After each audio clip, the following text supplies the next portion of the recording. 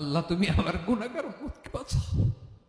এই দুনিয়ার বুকে রব্বুল আলামিন সব নবীকে একটা করে দাওয়া মুস্তাজাবা দিয়েছেন, মানে যে দোয়া করলে কবুল হয়ে যায় সাথে সাথেই।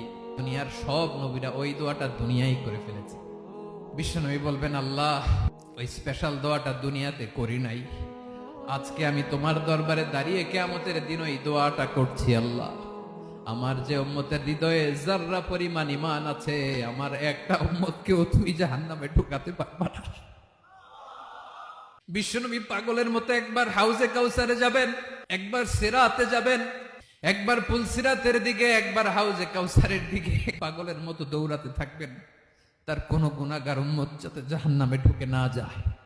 উম্মতি বিশ্বনবী আমার জন্য কাঁদবেন, আপনার জন্য কাঁদবেন, আমাদের জন্য সেদিন কেঁদে কেঁদে জাহান্নামের দরজায় দাঁড়িয়ে আমাদেরকে টেনে টেনে জান্নাতে ঢুকাবেন।